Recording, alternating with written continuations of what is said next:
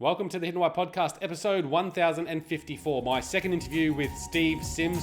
We're discussing his newest book, Go for Stupid, The Art of Achieving Ridiculous Goals. Enjoy. G'day, Steve. Welcome back to the Hidden Why Podcast. Great to have you here. It's a pleasure to be back. Thanks. Yeah, it's been a while. We were just trying to figure out how long it was since you were last on, but the last book you wrote was Blue Fishing. We discussed that. And now you've got a new book out.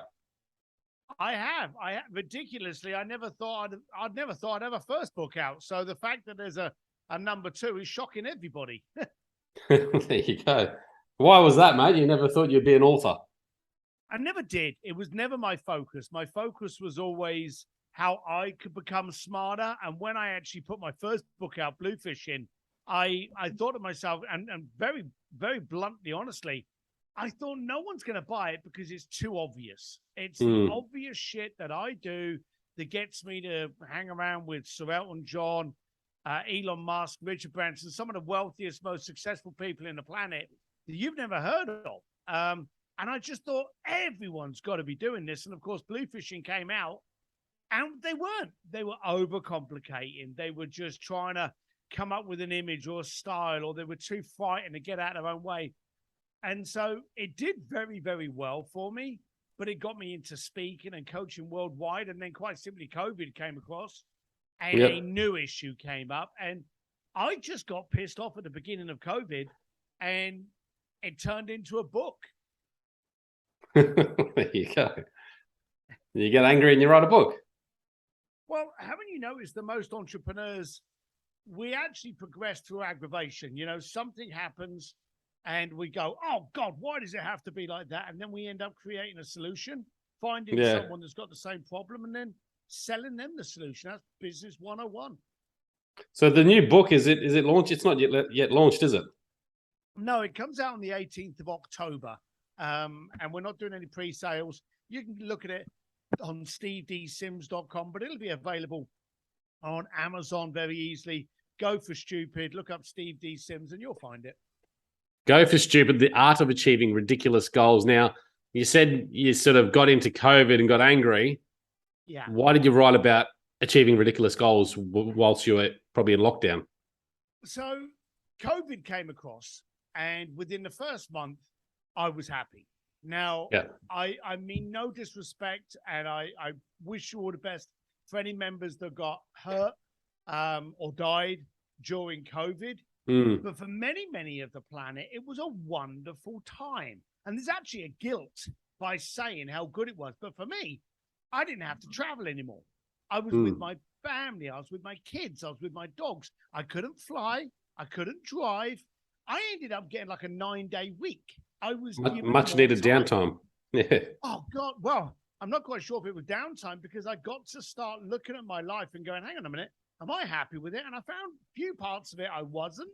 But now, for the first time ever, I was given time to do something about it without the, oh, you're on a flight to Italy next week or you've got to go to Tokyo. I didn't have that anymore. So I got to realize that, you know, I've been married. Like this year, I celebrated my 30th anniversary with my wife. Congratulations. Spending 2 years with her during COVID. I knew I loved her, but I didn't realize how much I liked her. And I just loved being with her. And then something happened that pissed me off. I'm in a state of kind of like, wow, we've been given time. We've been given time to reset, look at where we are, almost kind of look in the sand and go, hey, am I where I wanted to be 10 years ago? You know, how has my life fathomed? Is it going the right direction? And during this reflection period, I suddenly started seeing people pop up on Facebook going, hey, what shall I binge watch on Netflix? Yeah. How can I waste my life more than I already am? And it started to annoy me. And then I started seeing people going, oh, I can't get out and connect with people. I can't communicate. And that going on about how bad it is. The thing that really bothered me was they were pretty shit at it before COVID. And they're now using COVID as an excuse to just how bad at relationships they actually are. And here's the dumb thing. Everyone that I was trying to get in touch with pre-COVID was too busy to take my calls. 2 years of COVID, I probably trebled my Rolodex because people were in the exact same situation as me. They had more time, they weren't traveling, and they wanted to connect. They wanted to grow their network. And I was able to kind of do it via reach outs on Twitter, Instagram. I just couldn't understand why people weren't doing it. And then I noticed quite simply something happened during COVID, which just put the cherry on the pissed off top that I was. It came out with the cancel culture and the gotcha society. We're in a time. Explain those for us. Absolutely. We're in a time where everyone in the planet, for the first time ever, was all sharing the same emotion due to the same situation.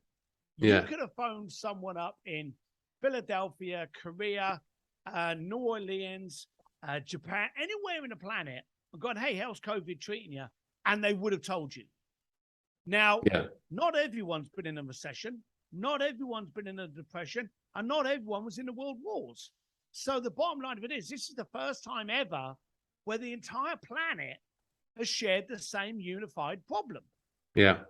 But during this time, people got so frustrated, they started canceling things. Oh, look at him. Did you hear what he said in 1975?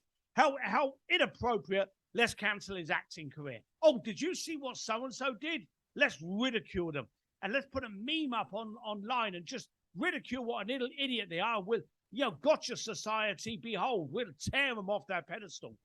In a time when we're already vulnerable, shouldn't we have been supporting each other, challenging, growing, educating? And then I started getting so aggravated. I started reaching out to some pretty powerful people I know. And it really bothered me. I went, how do you handle this? And a lot of them turned around and they said, we don't hear it. Why are you listening to someone who can't afford you or has never, ever even tried? We take financial advice from someone that we know in the pub that the following night is serving us a coffee on the drive-through. It's ridiculous where we listen to people and who we listen. Yeah. And I realized all the people in the planet that we revere, Steve Jobs, Larry Page of Google, Elon Musk, Richard Branson, they all had stupid goals. They were all ridiculed. And now they're the masters of the universe. Very true. Yeah. Very true. So it's a long way, a good story to get to the book.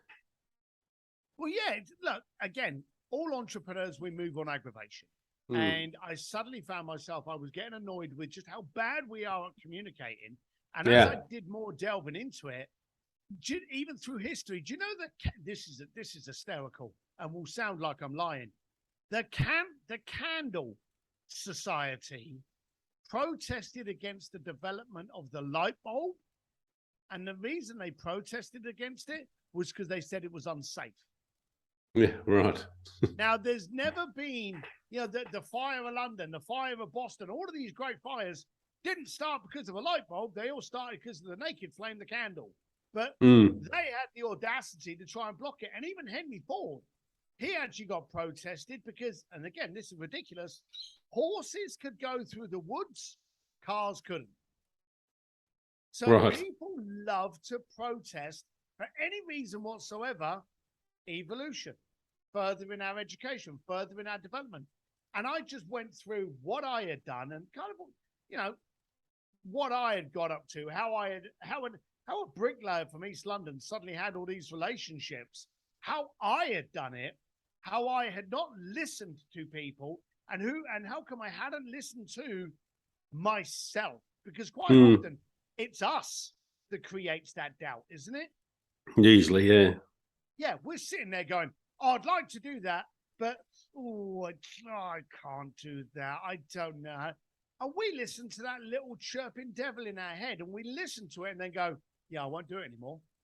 Well, why is it that we do that? Like, why is it that, we want to ridicule the light globe because we like candles, and why is it that we want to doubt ourselves in doing something rather than believing in ourselves? Why it seems like it's the easier route sometimes. It is an easier route, and it's also a herd mentality because society congregates around each other to tear people down now. You know, the British, and I can say this because I'm British, are awful at putting people up on pedestals and then happily tearing them down. It's almost like a national sport. I swear if there was an Olympic for this, the British would win every freaking year. And I don't understand why they do this. Society dictates that it's easier for us to look big by pulling everyone else down. Yeah. And that's wrong. And so that herd mentality is quite real now, isn't it? Like with social media and that. It's got bigger. And through COVID, it got bigger. Through COVID, we got more frustrated. Through COVID, we started rioting and marching, tearing people down and cancelling people's careers. We've come out the other end of it. We can now hang around with each other, but we don't know how to. We actually don't know how to have a conversation without feeling cynical that the person we're talking to is going to laugh at us, ridicule us, or be waiting to just catch something that they can tear us down. And the dumb thing is, again, all the most powerful people in the planet, they don't work like that. So you're stood there on one side going, hey, I wish I could be like Richard Branson. I wish I could be like Elon Musk. I wish I could be like Jean-Paul Dejouria. You want to be these people, but in order to do so, you've got to have stupid ambition, not impossible goals, laughable goals. I want this. And here's the dumb side, and I could put you on the spot here. Have you, in your life, ever been hanging around with a bunch of guys or girls or both, having wine, beer, whiskey, coffee, whatever, and all of a sudden you started spouting on about your ambitions? Oh, I wish I could do this. I was thinking of doing this and scaling that, and then I was going to move into that, and then maybe like launch that business and maybe sell it. And you go off on this passionate rant of what you're going to do, and then you suddenly look at your mates, and what's happening to their faces? Don't they? They start looking at you going, you're mad. You know, what's wrong with you? Are you crazy? Who does this guy think he is? Yeah. And what do you do at that moment? Tell me, what do you do? Well, you start doubting yourself then, don't you? You start doubting yourself and you start diluting your goal. You sit there and you go, yeah, please ignore me. Someone must have spiked my drink. I'm going crazy. I'm having a funny few minutes. Don't worry about me. I'm back. And you do that. You lower your standards to meet them. Yeah. It's really ridiculous. 15% of the planet of entrepreneurs and the other 85% of the world work for those 15%. The first thing you've got to do is learn who do you listen to, how to train your mindset to be open to opportunity, not negativity. You're already well talented in recognizing negativity. You say you want to do something, and then you spend the next 10 minutes telling yourself why it can never happen. So you're brilliant at talking yourself out of shit. This will teach you how to reframe the question, reframe the purpose, and actually be able to set yourself ridiculous goals and actually achieve them. So you need to turn that around then, don't you, really? Well, you need to reframe it. You know, like for argument's sake, when we're going to try something, the first thing that happens is we get scared. You know, I want to try this, but what if I fail? You know, what if someone sees me fail? What if I make a mistake? What if I lose money? Oh my God. And you get scared. Well, put it this way. If you don't try, you end up being in the exact same position that you are probably a year ago, 6 years ago. There was an old saying that a friend of mine told me once. The definition of hell is to meet the man or woman you could have been. Now, I live with fear. We all live with fear. If we're not fearful, we're not surviving. That's what we are. We're animals. We have to have fear in us. But how you react to it, that's the imperative point here. Fear should not make you stand still. Fear should make you charge ahead. I am scared shitless of being in the exact same position today that I am in 6 months. Within that 6 months, I'm going to fail. I'm going to learn. I'm going to become educated. I'm going to become experienced. And I'm going to be I'm going to be credible at something that I didn't know I could do. Mm. That's how you should focus on fear. Yeah. And yet we don't. I mean, it makes sense. It makes perfect sense. Fear should be a guide as to what you should be moving towards, rather than moving away.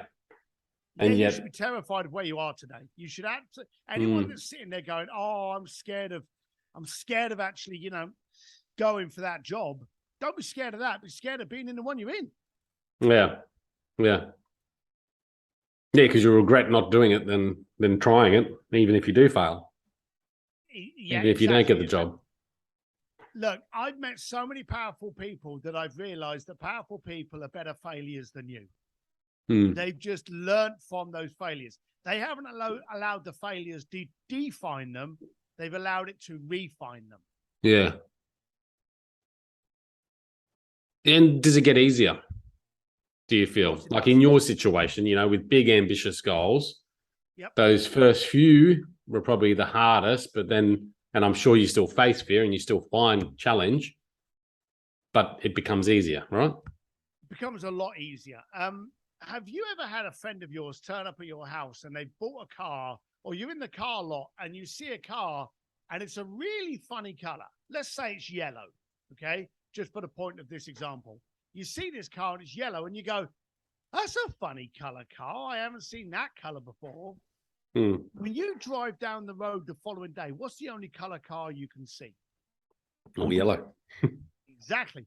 When you train your mind only to see opportunity, what is the only thing you see?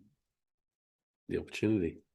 At the moment, what are we seeing? Fake news, repression, depression, recession, inflation, death, COVID, conspiracy, media manipulation. We are shoehorned into a massive box of loud negativity. So what do we wake up every day and see? Turn on the news, open your phone, get on Facebook, see the same negative shit. Exactly. So you've got to reframe it. You've got to refocus on what you're doing. And here's a beautiful example. Here's a beautiful thing for everyone out there. I don't know what percentage. It's bloody high. But most of the planet is negative and pissed off. And that negativity is stopping them from trying. We've come out of COVID. And now we've got a staff shortage, haven't we? Because people are scared to go to work. I don't want to go to work. I haven't worked for so long now. I don't want to be in a room full of people. This is a perfect chance for you to stand out. This is a perfect chance for you to be individual, unique, lead the cause, because you're no longer one of the numbers, because all the numbers are doing nothing. They're sitting at home still trying to binge watch Netflix. This is the chance. This is the opportunity. It's a beautiful. We haven't had an opportunity like this. When you say set ridiculous goals, like a lot of people would say, yeah, you want to set ridiculous goals, but dream big, but maybe not that big because that's unrealistic and you won't be able to achieve it. So, make it more achievable. What would you say to that? So, well, I think it's bullshit for a start. But if let's just say, for argument's sake, you're making $100,000 a year. Yeah. And your goal is you want to make $300,000 a year. Now, the obvious equation is whatever I'm doing, I'm going to do 3 times as hard. Yeah. Okay? Should therefore, by calculation, make $300,000. We very rarely get everything we want. Okay? That's just a fact. So instead of having a goal of $300,000, why don't you write a goal of 1 million and go for what would it take you to actually increase the invoice size, the amount of clients you need to make 1 million? And then go for that. And this is what's more than likely going to happen the first time you try. And I will say the caveat, the more times you try, the more times you succeed. I'm stunned how over the past 5 years, what I've gone for, I've got. Yeah. Okay. But in the early stages, you're more than likely going to fail. Yeah. So instead of going from 100,000 to 300,000, go for 1 million, fail, and achieve 500,000. Does that make sense? Do you think it stuffs with people's mentalities if they go for a big goal and only get halfway there? Or do you think it actually does do the opposite and go, geez, I didn't get my goal, but hey, look what I got. I got further than I thought I would have. Yes, we only go for what we think we can achieve. If you're pushing 50 pounds, you go, hang on a minute, I'm going to push 60. I know I can because I can push 50. Can I push 150? Oh, bloody hell no. But with time and practice, you know you can. So instead of going for what you feel as though you can achieve, and let's be blunt, what the bloody hell do you know you can achieve if you never try yourself? You've got to push yourself. Set a stupid goal. And the reason they're called stupid goals and go for stupid is because I don't want to use the word impossible. Yeah. That is a word that an entrepreneur should never have in his vocabulary. This is basically an excuse. I'm going to go for the impossible. And then you fail and you go, well, what was I expecting? You know, I did say it was impossible. Don't give yourself that get out. Say to people, I'm going to go for something that's stupid. I'm going to set myself a ridiculous goal and I'm going to go for it. Oh, hell, I failed and I made 5 times more than what I felt that I could originally achieve. And what happens is you suddenly do something and it unlocks the matrix. All of a sudden, you see things differently. All you see is that yellow car. You only see opportunity. And then that opportunity compounds. And you get more, and you get more, and you get more. And you're like, whoa, how much more can I make this goal? And your original stupid goal is now your normal benchmark. And I've closed down museums. I've had drum lessons with Guns N' Roses, driven Formula One cars with Ferrari. I've done all of these amazing things, not because I settled, but because I first established a stupid, ridiculous goal and went for it. And the more times I tried, the more times I succeeded. So setting yourself a goal, what are the key habits when you talk to a lot of the successful people that have these ridiculous goals? What are some of the key habits or common habits amongst them that stand out? So one of the most common habits is the room you're in. You can't achieve a ridiculous goal if you're sitting at a coffee table with non-believers. So you've got to look at your room. You've got to look at your friends and go, hey, are they supporting me or are they pulling me down? And this is very tough. You've got to look at your environment and go, is this toxic to my future? Are they actually pushing me forward? And if they're not, get off that table. Go to a conference, go to a seminar, go to a local business club, go to a local entrepreneurs group, but change the room full of people that want you to win. That's the first thing. The second thing is to identify the goal and shut up. How many times do you hear people go, hey, I'd love to do this. Oh, but I can't. They will spend 1 second telling you what they want, and then the next 10 minutes why it's not possible. So a very healthy technique is to say what you want and shut up. You know, I want to land this client. I want to be able to do this. I want to do that. I want to achieve this. Don't give yourself any excuses. Just shut up and count to 20. And you know, the funny thing is the excuses won't come. And then all of a sudden that goal's out there. You haven't subdued it. You haven't wrecked it and reduced it to rubble. You've now stated it. And when you state it, it becomes real and you end up going for it. Yep. Okay, so just... Now, I didn't want this book to be a bunch of little telltale stories of me with famous people or me with great yarns of I did this, I'm wonderful, I'm brilliant. I got so pissed off through COVID, I wanted to release a book that people would be able to grab and go, hang on, I could do this. It's simple shit that guy does, and he works at it, so I'm going to do it, and it's going to work for me. And so it's all tactic. It's all techniques wrapped around some colorful, humorous stories of the stuff I've got up to and the people I've hung around with. But every chapter finishes with a 3-point test on how to get your mind set up to only see opportunity and positivity. Yeah, so I mean, obviously motivational, inspiring, and just listening to you speak certainly does that. And I know that people listening to you right now will be going, yeah, this is great.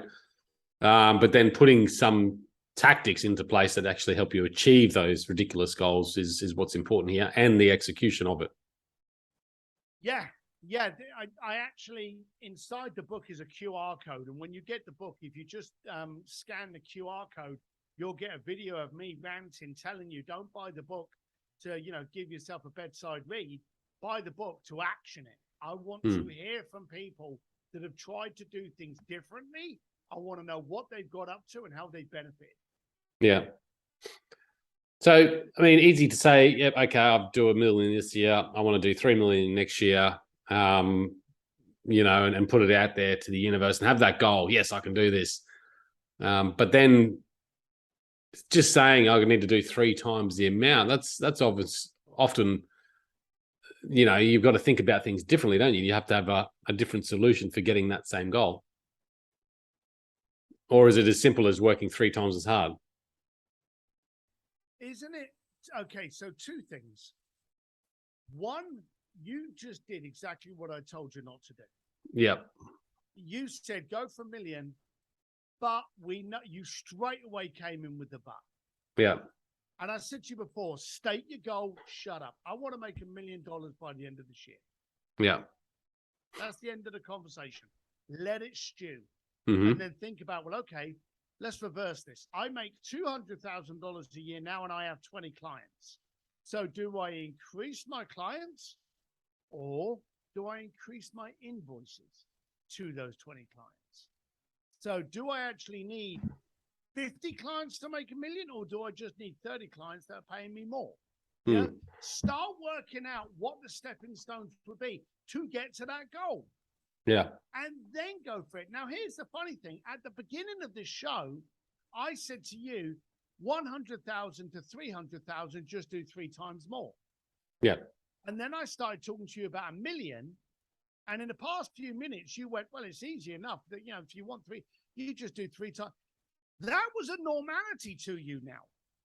Now that we had actually set a goal that you were uncomfortable with, i.e. the $1 million, yeah, you reverted to the 300. Getting 300,000 would have been no stress to you, no fear. The 1 million's of fear. Well, you would have 3 times your income by avoiding that big scary goal, but while achieving what you felt was normal, i.e. 3 times your income. How many people out there don't think 3 times their income would be a nice return? I know I would. Yeah.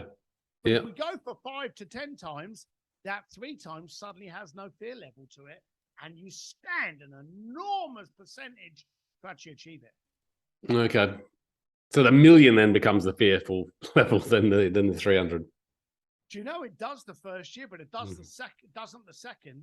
Yeah. If you go for $1 million and you fail and you got $500,000, and then you go, well, hang on a minute, I made 5 times my normal income by going for $1 million, but $1 million is only now 2 times my income. You see how it compounds? So what are the tactical, like, have you got a couple of tactics that we can put into place to help us achieve our ridiculous goals once we vision them? Yeah. Well, the first thing is buy the book. Yeah. So that may help you, but there are special techniques and tactics, and they are so simple and stupid. And you actually already called one of them out. When you wake up in the morning, do everything possible to avoid turning the news on. Yeah. Okay. You wake up in the morning, you pour the coffee, you turn the news on, and then you've got 2 hours of dreary, negative shit. Avoid that. Don't turn the news on.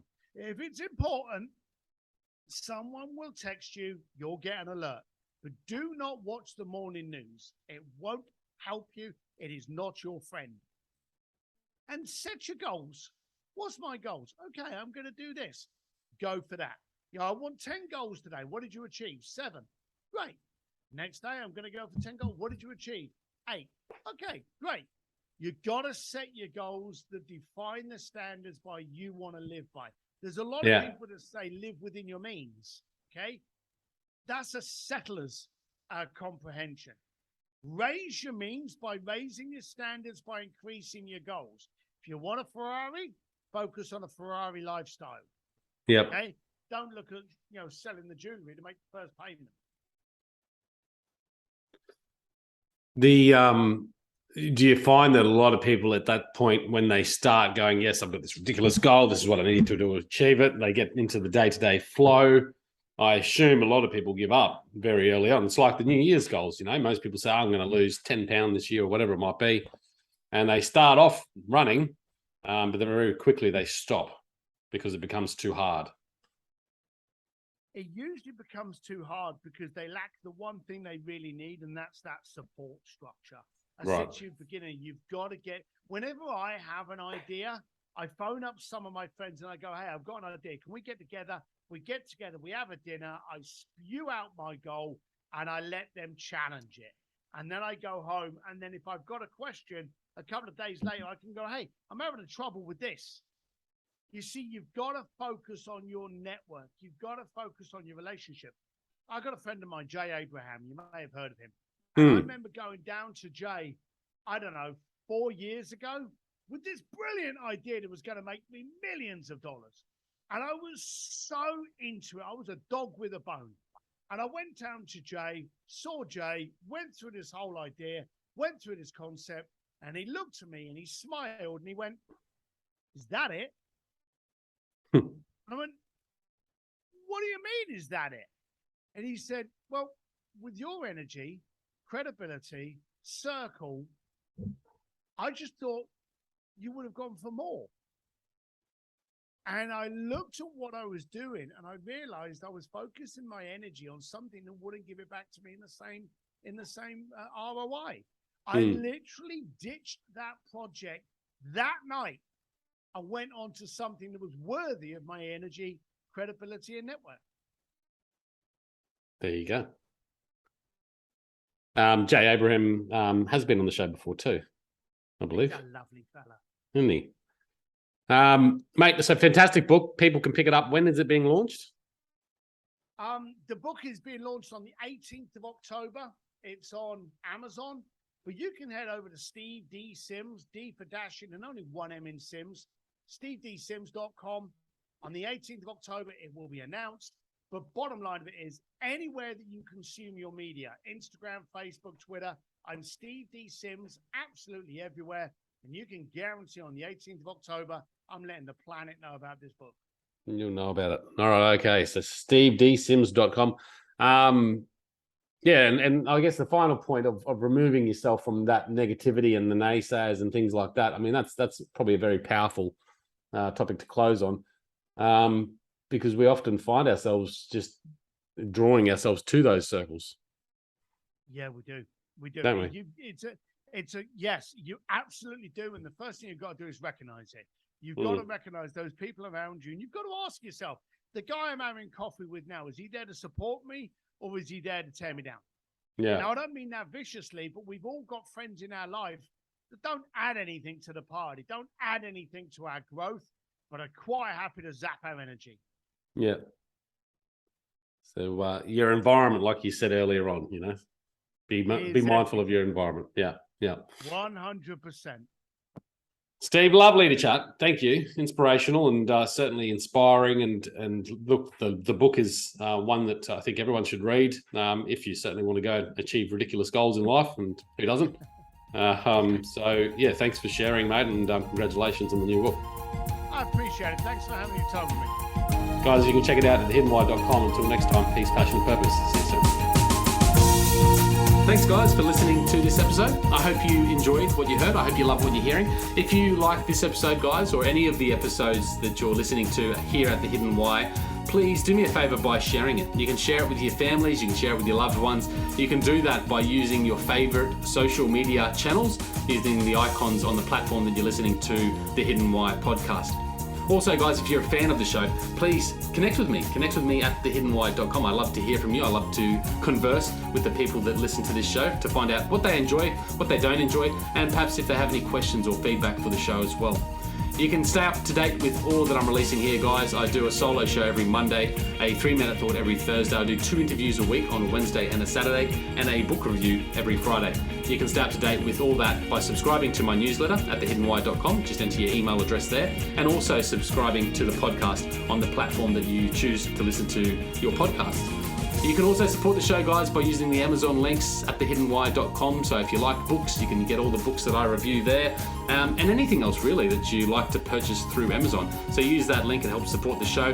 And we've also got a deal with Audible, guys. Audible is a fantastic way to listen to all your favorite books. We've got a deal with them so you can get 2 free books when you subscribe subscribe to a 30-day free trial. So check that out again at thehiddenwhy.com. Guys, that's it from me. You know what to do. Go out there, breathe more passion into every single moment. Do everything with greater purpose.